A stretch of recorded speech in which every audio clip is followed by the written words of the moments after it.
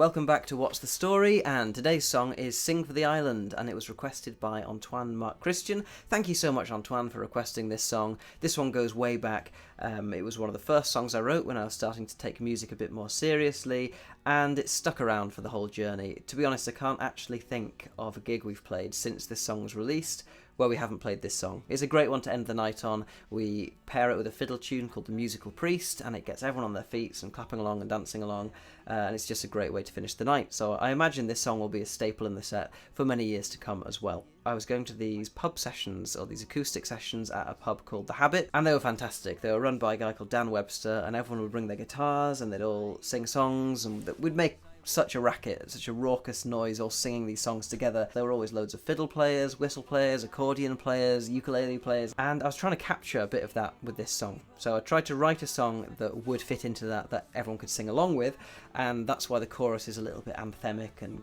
good for getting everyone singing along, and it really worked a treat for that. It really got everyone singing along, and it made me think, oh, this would be great if we could get a band together and do this live, which of course now we do.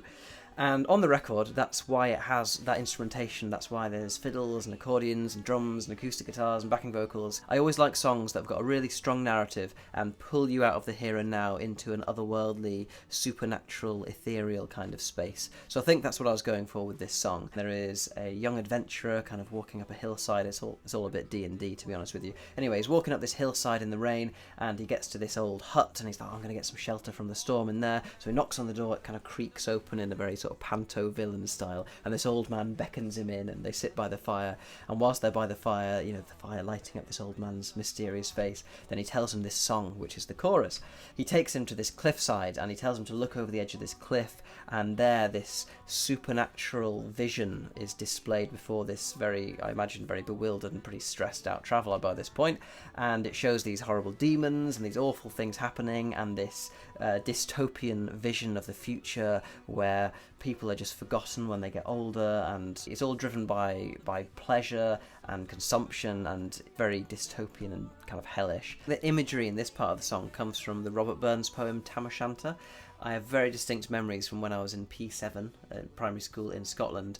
On Halloween then we studied Tam O'Shanter, and in Tam O'Shanter, if you don't know the poem, then Tam goes out on the lash one night and he ends up lost in this wood, and his horse runs off, and he finds himself by this very mysterious, creepy looking church, and he goes in the church, and it's full of all the demons from hell doing all the unspeakable things that demons from hell love to do on a Saturday night, basically, and he gets really traumatised, and I can't remember if he ever comes back, but there's this idea that it's a cautionary tale, that you shouldn't go out and get drunk when your wife tells you not to, otherwise horrible things will happen to you, just like Tam O'Shanter.